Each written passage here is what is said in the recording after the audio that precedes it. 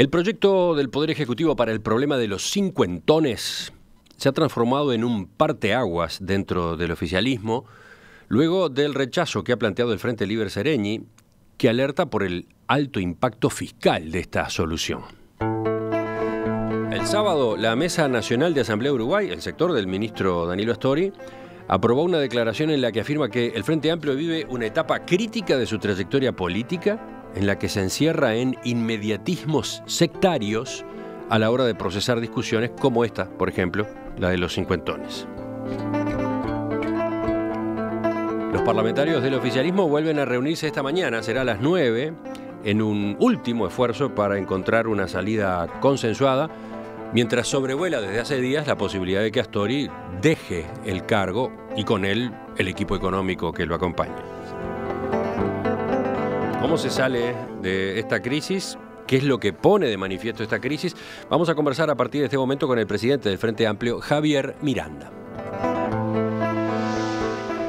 Doctor Miranda, buen día, gracias por acompañarnos. Buen día, Cotelo, un gusto estar aquí con su audiencia. ¿Cómo están las cosas hoy, lunes 11 de diciembre, a las 8:25 de la mañana? En proceso de conversación como se viene desarrollando desde hace ya varios días y diría semanas.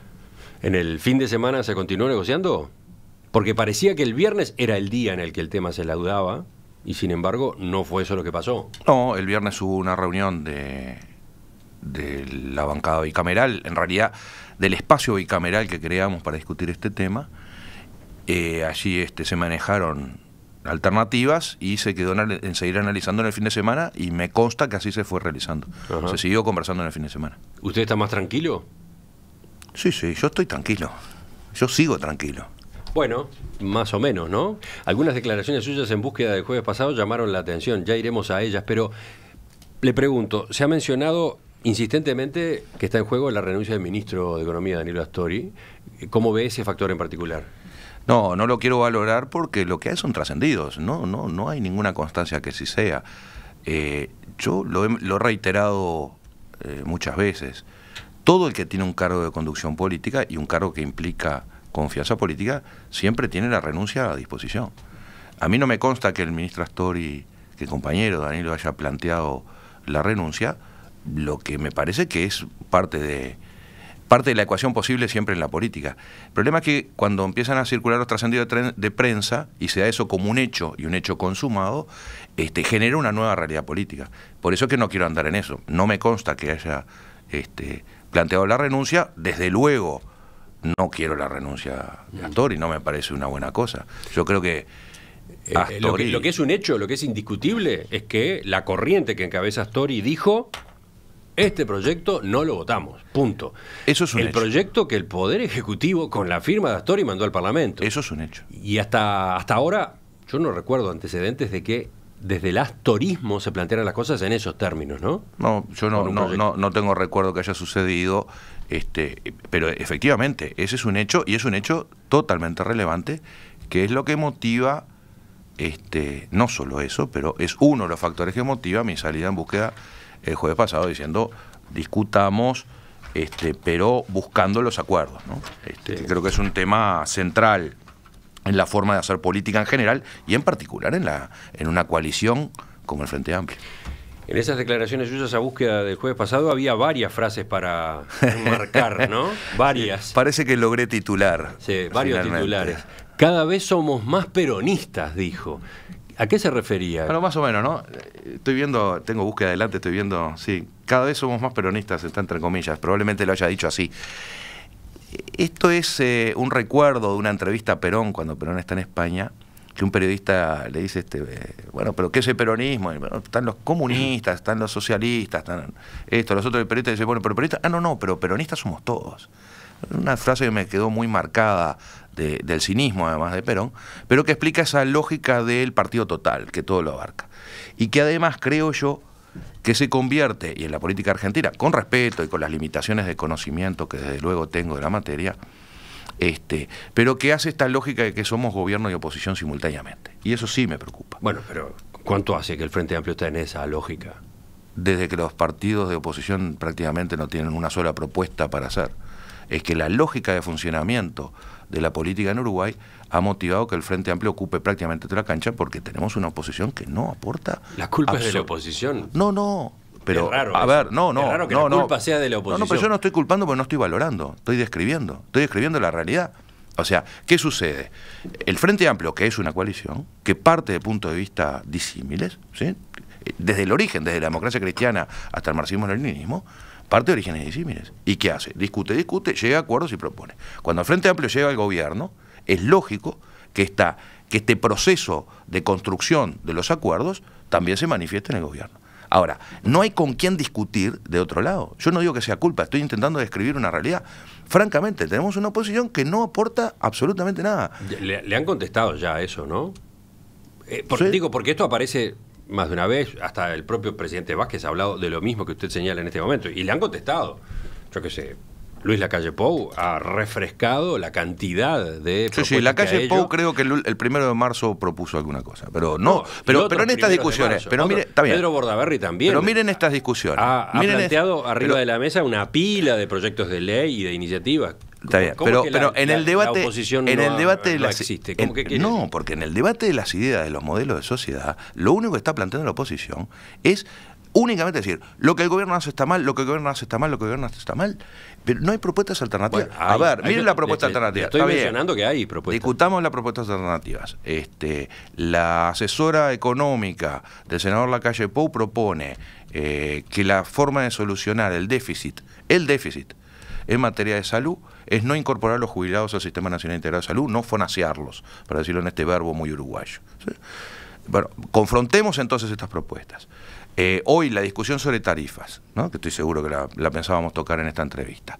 La discusión entre tarifas es una discusión sobre qué modelo de empresas públicas queremos y cuál es la función de las empresas públicas en la estructura del Estado. Pero lo que la oposición hace es plantear tarifazo, no discutir cuál es el modelo de empresa pública que tenemos. Salimos con el titular tarifazo, ¿sí? Y no podemos discutir en términos de, bueno, a ver, ¿cuál es la función que deben cumplir las empresas públicas en la sociedad? Eso es lo que no encontramos. Yo insisto, no estoy sacando la responsabilidad a la discusión interna del Frente, que creo que el Frente tiene que ser absolutamente autocrítico en la forma en que procesa sus discusiones. Pero también quiero decir que buena parte de esto está motivado por una ausencia total de una oposición seria. Bueno, es opinable, por supuesto, sí, ¿no? Es mi punto de vista. Sí, por eso me impresiona que le traslade la responsabilidad. No le traslado a la responsabilidad. Porque adentro del Frente hay otras visiones. Pienso, por ejemplo, en la propia Asamblea Uruguay y su declaración de este sábado, ¿no? Asamblea Uruguay coincide en parte con el diagnóstico que usted ha hecho sobre lo mal que se procesan los debates en el oficialismo. Dice, frecuentemente nos encerramos en un inmediatismo sectario. Por otra parte, enarbolamos la bandera de la unidad y al mismo tiempo erosionamos la actitud de búsqueda de acuerdos para que, sin eliminar discrepancias, todos podamos sentirnos representados. Ahí, ¿no? Sí, de acuerdo. Eso muy es un en tema, línea con eso es un con tema, su salida sí, del jueves. Claro. Ahí tenemos un tema del funcionamiento de la estructura orgánica del Frente Amplio que es complicado. Yo estoy permanentemente apelando, llamando a discutamos abiertamente, pero discutamos en un tono que permita llegar a los acuerdos, ¿no? Pero Asamblea Uruguay agrega problemas más profundos que los que usted plantea. No se refiere solo a eso, la forma de moverse y hacer política entre el Frente Amplio, sino a las diferencias, al calado de las diferencias. Dice, sin ignorar los valores y los principios fundamentales que compartimos, coexisten visiones claramente diferentes acerca de la realidad nacional e internacional, y nos cuesta abordar materias fundamentales con actitud de Estado y visión de futuro. Acá no le está trasladando la responsabilidad a la oposición. En absoluto. Asamblea Uruguay dice, adentro del Frente Amplio tenemos visiones claramente diferentes a propósito de asuntos fundamentales. Pero es notorio, en materia internacional, que es uno de los puntos que maneja el comunicado, por ejemplo, lo que fue todo el debate sobre la caracterización de la situación en Venezuela, claramente muestra puntos de vista fuertemente disímiles. Inserción internacional, otro capítulo. Inserción internacional es otro capítulo, por ejemplo. Inserción internacional es otro capítulo, sin duda. Lo que hay es que procesarlos en la discusión. Pero, a ver, yo lo que digo es, yo estoy de acuerdo en esta parte del comunicado, de la declaración que hace Asamblea Uruguay. Coincido en ese diagnóstico. El tema es cómo procesamos eso y si eso, porque en realidad lo que subyace a eso es la pretensión, bueno, aquí el Frente Amplio se quiebra, aquí el Frente Amplio no continúa en su unidad. Yo creo que no. Y justamente creo que lo que hay que hacer es seguir trabajando en la unidad, aún teniendo esas diferencias. Por ejemplo, la diferencia sobre la valoración de algunas situaciones en el exterior, en particular sobre Venezuela, yo creo que no es un tema programático que justifique la ruptura del Frente Amplio. Ahora, que tenemos que estar permanentemente discutiendo la unidad programática, sí, a eso vamos en el proceso 2018 con la elaboración del programa. Vuelvo a los titulares que dejó su declaración en búsqueda. Otras frases. Es una barbaridad que no se logre llegar a acuerdos sin que sea con roces y enfrentamiento de sectores. Primero se patea el tablero y después se intenta conversar. Se invierte el orden.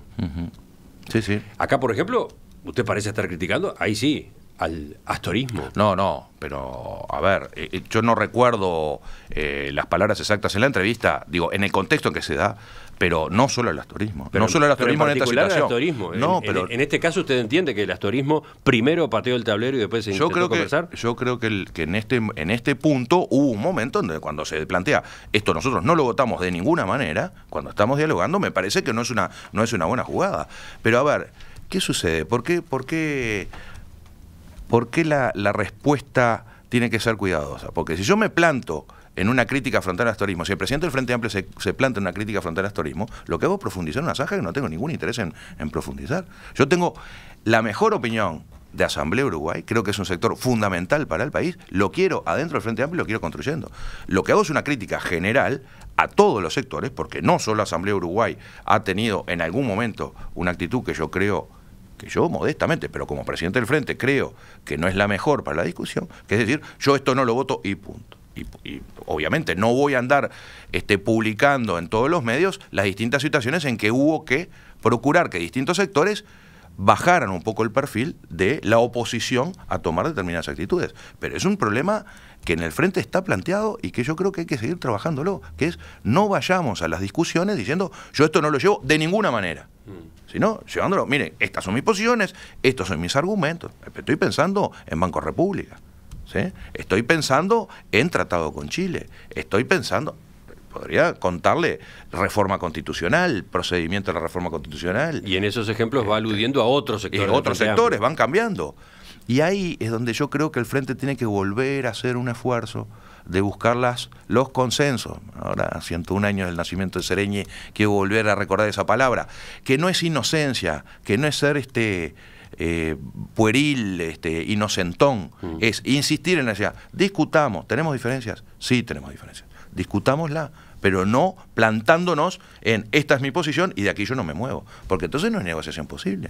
Ahora, por ejemplo, este episodio concreto, el del proyecto de ley sobre los cincuentones, ¿no desnuda en particular problemas que está teniendo el funcionamiento del gobierno?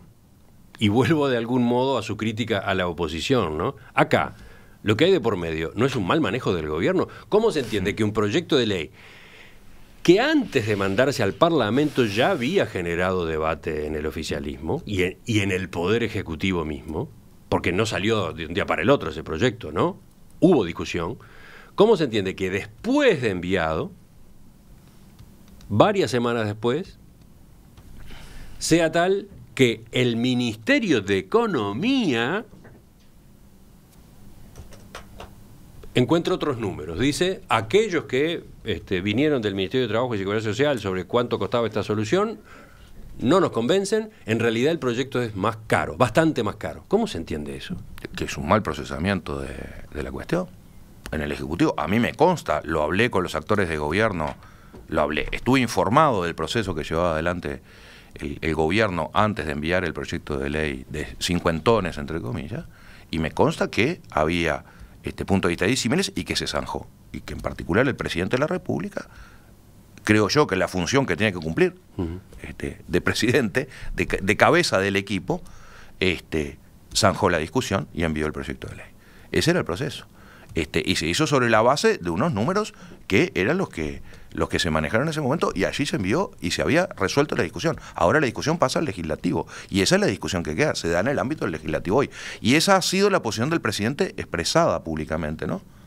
¿En qué sentido? El presidente ha dicho... Yo hablaba de otra cosa. ¿Cómo, ¿Cómo se entendía que el Ministerio de Economía, nada menos que el Ministerio de Economía, descubriera después que los costos eran otros? Y no me estoy pronunciando sobre cuál de las evaluaciones es la correcta. Pero hay una diferencia enorme entre 2.500 millones de dólares y 3.800 millones de dólares. Sin duda, sin duda. Pero yo creo que eso es un mal procesamiento. Realmente creo que hay un mal procesamiento.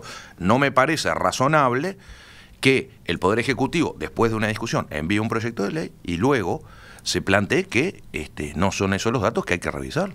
Yo creo que eso es un mal procesamiento, no hay duda, hay que ser crítico en eso. Pero la prueba está que el mal procesamiento está comprobado con la situación política que se plantea a raíz de eso.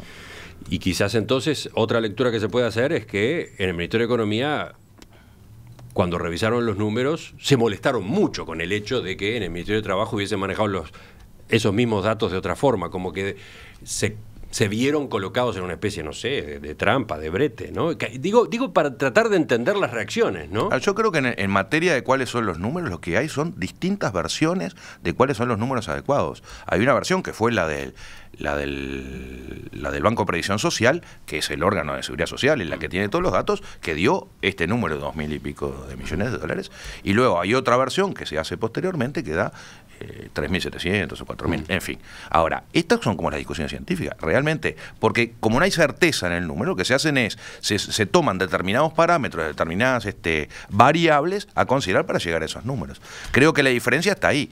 Yo insisto, esas diferencias se pueden tener, lo que hay es que ver cómo se procesan luego esas diferencias. Lo que llama la atención de cómo termina consolidándose esta polémica es que ahora hay un distanciamiento Vázquez-Astori, ¿no? Vázquez-Astori, por lo menos se desprende esto de la forma como Vázquez ha manejado el tema públicamente y de algunos trascendidos que aparecían en la propia búsqueda del jueves sobre los contactos que Vázquez tuvo con Luciano Polansky y con usted mismo la semana pasada, ¿no? No, yo hablé con el presidente... El presidente ya está cansado de la situación, dijo uno de los legisladores más influyentes. Está bien, pero esos son los trascendidos de prensa y está bien y son los énfasis. Yo estoy seguro que entre el presidente de la República y el ministro de Economía debe haber mucho más de una discusión y es natural que la haya. Yo no puedo hacer caudal de trascendidos de que la situación entre el presidente y el ministro de Economía es mala o se ha agravado. Yo supongo que hay mucha discusión entre muchas agencias y me parece que es parte del funcionamiento en equipo. Conduce el presidente de la República. Este fin de semana, Juan Castillo hizo comentarios a propósito de las negociaciones que venían teniendo lugar y dijo que se está a escasos metros de llegar a un proyecto que ampare a los cincuentones, pero aclaró no va a ser el 100% de lo que se pretendía. Por ahí va la cosa.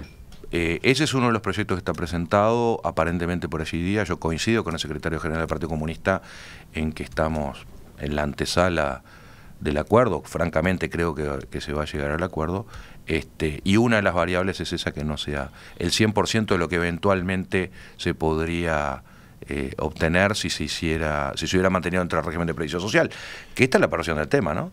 La perversión del tema está en la injusticia originaria de este proyecto, ¿no? O sea, ¿dónde nace la injusticia? En las discusiones del Frente Amplio por cómo, si son 2.700 o 4.000 millones de dólares, o está en que en el año 96, en el año 97, en una ley que no votó el Frente Amplio, que no apoyó el Frente Amplio, no se computaron los aportes anteriores al año 96 de los que hoy tenemos 50 y pico de años. Somos los cincuentones.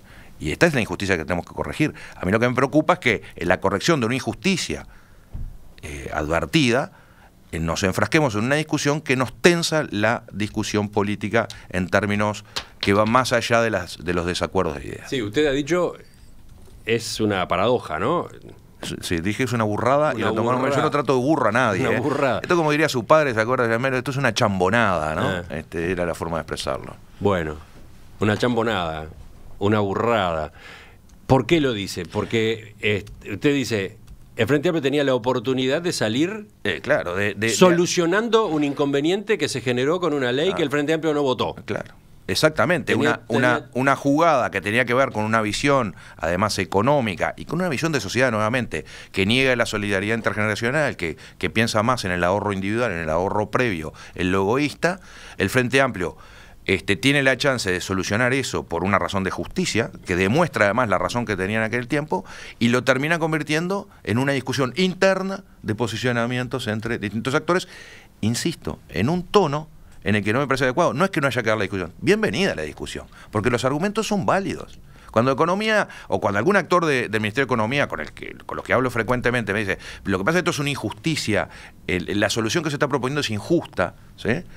Porque compromete a futuro la situación fiscal, porque puede comprometer a futuro la situación fiscal, ¿sí? Son argumentos razonables, son argumentos atendibles, no son una tontería. La otra lectura es que es injusto no reconocerle a estas personas el 100% el otro argumento, de lo que les correspondería si se hubiesen amparado en el régimen de transición. Entonces, ninguno de los argumentos son irracionales. El problema es cómo se plantean en el debate político esos argumentos.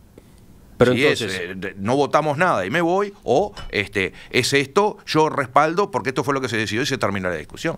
Esa forma de discutir es la que me parece que no le hace bien al Frente Amplio y a la política. Pero en definitiva, entonces, los cincuentones no van a tener el 100% de lo que creían que iban a tener.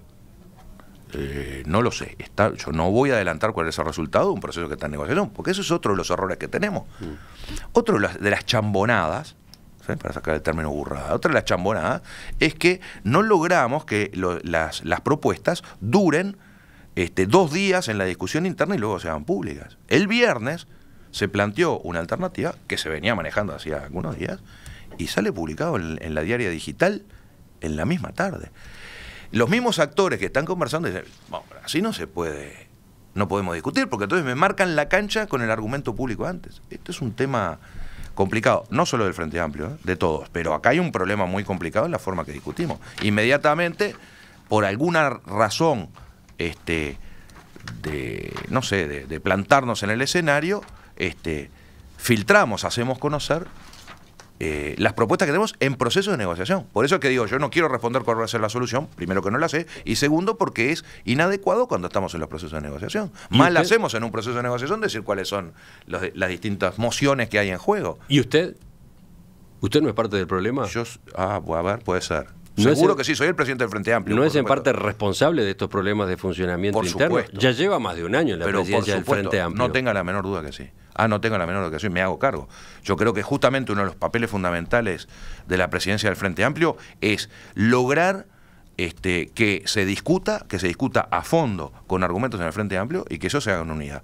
Y efectivamente, no he logrado, seguramente por incapacidad propia, por no haber generado los mecanismos adecuados en la estructura orgánica del Frente Amplio, de la parte orgánica del Frente Amplio, no he logrado que estas discusiones se procesen en el tono que yo creo que deben procesarse. Sin duda soy crítico conmigo mismo. El viernes, en una entrevista con Brecha, Óscar de los Santos, ex intendente de Maldonado, hoy diputado de Alianza Nacional, sostenía: Miranda es el presidente para el momento, pero le falta respaldo político.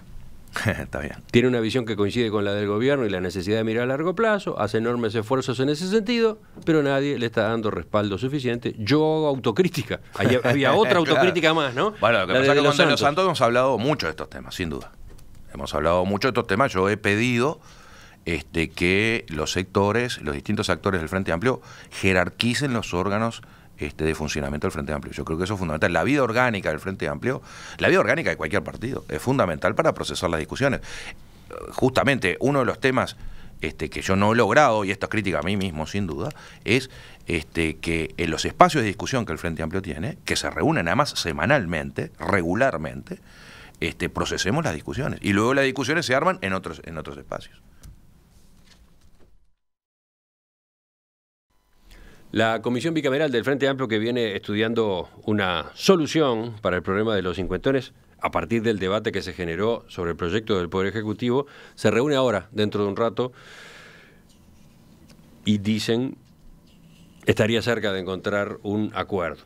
Mientras eso se espera, con ese telón de fondo, estamos conversando en la entrevista central aquí en Perspectiva con el doctor Javier Miranda, abogado, presidente del Frente Amplio desde el 17 de septiembre del año 2016. Doctor Miranda, hablemos del otro gran asunto político de la semana, la suba de tarifas. Primero, y hablando de procedimientos, ¿ese era el momento político adecuado para salir con este anuncio? Justo cuando en la interna del oficialismo está pasando esta crisis por las discrepancias por los cincuentones. Curioso, parece ser un tema de forma. Yo esa misma mañana hablé con el presidente Vázquez por teléfono y el presidente me dice, no, pero además te quiero transmitir una buena noticia. Hemos acordado el tema de las tarifas y vamos a hacerlo público en minutos porque logramos un muy buen acuerdo y ya llegamos a un acuerdo cuando pensábamos que íbamos a tener un proceso un poco más largo, rápidamente nos pusimos de acuerdo. Es curioso que haya sido interpretado como intempestivo o inadecuado desde el punto de vista temporal. Las modificaciones de tarifas se veían venir. Es más, ya se había anunciado hace unas semanas, se había armado un fueguito mediático sobre la suba de la tarifa de UTE, y yo creo que lo que motivó a salir a resolver rápidamente esto era para que no se agrandara aquello, pero no me parece que haya sido un problema mayor. Bueno, no me parece que haya sido un problema mayor el momento de comunicarlo, ¿no? Puede ser, tal vez la forma de comunicarlo, pero no le veo mayor problema en eso. Creo que lo que es una discusión más interesante, que es una vez más el tarifazo, bueno, está bien. En esos términos, es obvio, es absolutamente obvio. Aquí un tertuliano de los jueves usa mucho aquel brocardo italiano, piove, governo ladro, ¿no? Es así. Si el gobierno propone suba de tarifas, obviamente la reacción inmediata va a ser, no suben las tarifas. A nadie le gusta que le cobren más las cosas, cualquier cosa, ¿no? Pero bueno, ahí se empieza a hacer caudal de titulares y no de discusiones de fondo. Bueno, pero lo que pasa es que lo que está de fondo también es cómo el gobierno venía preparando este anuncio, ¿no? 19 de septiembre, Tabaré Vázquez aseguró que el gobierno se proponía bajar las tarifas. Tengo acá cómo lo dijo. Estamos trabajando fuertemente en el tema tarifas para ver si podemos definitivamente, como deseamos realmente, bajar el costo de las tarifas, no solo para la gente en general, sino también para ir ayudando a nuestra producción y nuestras empresas para que mejoren su competitividad. Unos días más tarde, 24 de octubre, el presidente de UTE, Gonzalo Casaravilla, dijo, hablando en subrayado, que el gobierno trabajaba para poder bajar las tarifas de la energía eléctrica a fin de año. 10 de noviembre, la ministra de Industria, Carolina Cose, anunció que su cartera había elevado un documento a UTE con propuestas para reducir los costos de las tarifas eléctricas. Sí. Entonces... Sí, yo creo que justamente lo que... a ver, la primera manifestación del presidente cuando dice, para ver si podemos, como deseamos, me parece que es una expresión, estamos estudiando para ver si la podemos bajar. Bueno, en ese proceso se está. Ahora, eso genera luego las expectativas, eso se toma como efectivamente se van a bajar. En términos reales se bajaron, ¿no? Pero esas partes. Lo que pasa es que después hay que salir a explicar qué significa que si sube el 3,2% cuando la inflación es del 6,5%, en realidad eso no es un aumento, sino que es una rebaja. Es una rebaja. Yo compro más servicios con la misma cantidad de dinero. Eso es un hecho, ¿no? Hay una rebaja. Ahora, es cierto, si yo digo subo 3,2, luego tengo que salir a explicar qué esto significa. Pero por lo menos hay un problema de comunicación que le facilita a la oposición decir lo que dijo y criticar lo que criticó. Sí, ahora la facilidad para la oposición... Si se hubiera aclarado en la previa que lo que se estaba procurando era una rebaja en términos reales de la tarifa. Permítame... En vez de decir simplemente rebaja, eso era otra cosa, ¿no? Permítame un argumento contrafáctico, ¿no? Pero tengo la intuición que si el gobierno hubiera rebajado las tarifas, o sea, por ejemplo, hubiera dicho vamos a bajar la tarifa de la UTE en 3 puntos, en 4 puntos, tendríamos a la oposición gritando irresponsables. ¿Cómo van a hacer para defender ahora el déficit fiscal que es casi el 4%? Es insostenible. Eso es lo que hubiéramos tenido. Cualquiera hubiera sido el mecanismo por aquello de piove, gobierno ladro, y además por aquello de que en 2019 tenemos una elección y estamos disputando desde el 1 de marzo del 2005 en campaña electoral. Y este es el juego. El salir a vociferar tarifazo es un problema de campaña, no es un problema de argumentos. A mí no me gusta, a mí no me gusta. Yo preferiría, saco el a mí no me gusta, yo preferiría que a mí no me cobrara más la tarifa UTE como la pago todos los meses. Ahora, Ahora, en términos de argumento, usted lo entiendo entiende, perfectamente. y lo ha dicho más de una vez, de una forma o de otra, su directorio y en especial su presidente, usted entiende que están dadas las condiciones para bajar, pero el para gobierno, bajar en términos reales incluso las tarifas. Pero en términos reales bajan. Perdón, para bajar en términos absolutos, Correcto, para bajar, la tarifa. Y eso no termina ocurriendo, en definitiva, ¿por qué? Porque UTE es Porque parte... el gobierno le está reclamando a UTE que pase a rentas generales cada año tantos centenares de millones de dólares. Sí, exactamente, porque UTE es una empresa pública, una empresa del Estado, que entre otras cosas permite la iluminación rural. Estuve el sábado en Cerro Largo, y me contaban no era Pueblo Centurión, no era Centurión, ahora no me acuerdo cuál era la localidad, de lo que significó la llegada de la electricidad a este pueblo que no tenía luz, un pueblo rural sin luz. Eso lo puede hacer solo la UTE, ¿no? Solo una empresa pública, ¿sí? ¿Para qué son las empresas públicas? No es una empresa individual, además, no juega solo la UTE. Es la UTE con ANCAP, es la UTE con el Banco de Seguros, es con Antel. Esto es un paquete de empresas públicas. Las empresas públicas lo que hacen es juegan en el contexto de la economía general, no solo en el contexto fiscal, en el contexto de la economía, para regular la economía y para llevar adelante un proyecto económico, del cual UTE es una parte. Entonces, UTE como empresa individual, tal vez podría, no lo voy a dudar, no soy técnico, no conozco los números que maneja el presidente de UTE, que con toda legitimidad dice, nosotros como empresa individual estaremos en condiciones de bajar en términos absolutos la tarifa. Pero en el contexto general de todas las empresas públicas y de la política económica de la cual las empresas públicas son una parte, se decide que la tarifa suba un 3,2%, ¿sí? Con 3 puntos por debajo de la inflación. Es parte del... Pero estas son las discusiones de fondo de cuál es la función de la empresa pública. La función de la empresa pública que permitía, que propusieron el Partido Nacional y el Partido Colorado en su momento era no tengamos empresas públicas, eliminémoslas, dejemos la libre competencia. Con lo cual un pueblo como aquel de Centurión nunca iba a tener electrificación rural, ¿no? O con lo cual difícilmente en este país habría Ceibal. Tan mal no está a la mano, ¿no? Yo creo que el crecimiento de las tarifas públicas, que en definitiva satisfacen derechos fundamentales de las personas, que de esto era que se trataba, ha sido menor al crecimiento del salario real. Y esto es distribución equitativa. Y esto es hacer política. El Frente Amplio salió con un comunicado la semana pasada a exponer este tipo de argumentos y a dar números y gráficas. Exactamente. No es frecuente esto. Porque hay que salir a explicar. No, debería ser mucho más frecuente. Ahí, otra vez, el Frente tiene que ser crítico con sí mismo. Da la impresión ¿sabe lo que tuve la impresión?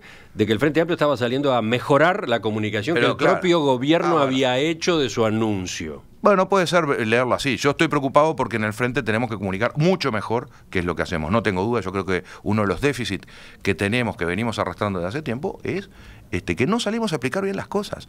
Pero además no debería salir solo el presidente del Frente Amplio, debería salir todos los actores de primera línea de los sectores políticos del Frente Amplio a defender la medida que se tomó, en la medida en que estamos convencidos que es una medida adecuada, correcta, no irrazonable, cuida las finanzas públicas en general y genera una situación donde el salario real sigue creciendo por encima de las tarifas públicas y en consecuencia la situación de la población mejora, tiene mayor capacidad adquisitiva. De todos modos, yo tengo la impresión y redistribuye riqueza, ¿no? Yo tengo la impresión de que hay más factores en juego en este aumento de tarifas tal cual se dio, en esta corrección de las tarifas tal cual se dio. Usted decía, hay un debate de fondo sobre el papel de las empresas públicas. Sí, pero hay por lo menos un par de puntos más. Uno, lo mal que se gestionó ANCAP y la pérdida que arrastra ANCAP y que todavía hay que ir enfrentando. Y dos, el déficit fiscal. El déficit fiscal es una realidad. Alto. ¿No? Está alto, no se puede negar, es delicado. Yo creo Por lo tanto, lo que aporte UTE en particular a rentas generales cuenta y pesa. Pero sin duda que sí. Pero no hay duda, y lo tiene que hacer. Porque esa es parte de la función de la empresa pública. La empresa pública, ¿para qué genera la ganancia? O sea, no funciona igual que la empresa privada. No vamos a distribuir utilidades entre accionistas. Vamos a devolver al total de la economía pública el mejor rumbo posible. Está bien, ¿Con qué pago caja militar? ¿Con qué pago la jubilación de caja militar si no? Pero está bien. Otra lectura sería: contengamos el gasto.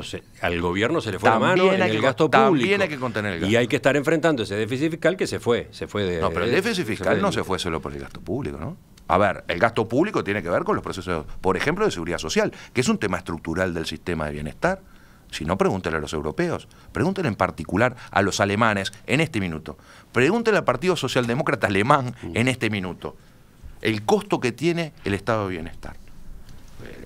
Entre otras cosas, una de las cosas que deberíamos en este país, saliendo de las coyunturas, o por lo menos teniendo algún espacio para discutir más allá de las coyunturas, es la seguridad social. Está bien, pero ese es un dato de la realidad. Como Correcto, usted mismo dice, correcto. No es ni siquiera uruguayo solo. No es uruguayo, y en consecuencia... En ese contexto de apreturas, el resto del gasto no hay que controlarlo. Pero por supuesto que sí, no tengo dudas. El déficit fiscal hay que bajarlo. ¿Por qué? Porque eso tiene una variante fundamental, que es el costo del crédito que el Uruguay necesita luego para financiar otros emprendimientos. De eso se trata, ¿no? El déficit fiscal, el problema que tengo con el déficit fiscal es que después las calificadoras de riesgos me califican mal y a mí el crédito me sale más caro en el exterior cuando tengo que construir ferrocarril. Cuando tengo que llamar inversión extranjera. Esa es la inquietud hoy del ministro Astori, por ejemplo. Legítima. Y la acompaño totalmente y me parece que tiene toda la razón del mundo. Entonces, hay que controlar el déficit fiscal. ¿Cómo se controla el déficit fiscal? Achicando el gasto, sin duda, pero selecciona qué gasto achicar, ¿eh? No el no ingreso de los jubilados al seguro de salud, como proponía el Partido Nacional. No, porque eso es retasear derechos fundamentales. Yo quiero cortar en otro lado, no en ese gasto, el llamado gasto social. Aquí está la diferencia entre el Frente Amplio y la oposición conservadora. La oposición conservadora me quiere cortar sobre el lado de los resultados de la realización de derechos de las personas. Me atacan el gasto social.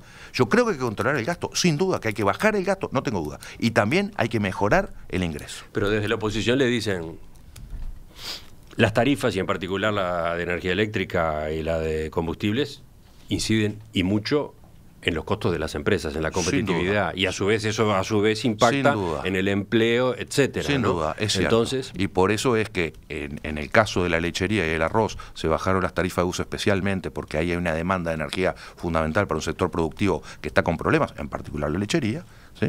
Por eso también es que el gasoil sube en una tasa diferencial a lo que suben las naftas, para apoyar el país productivo, para apoyar el desarrollo productivo.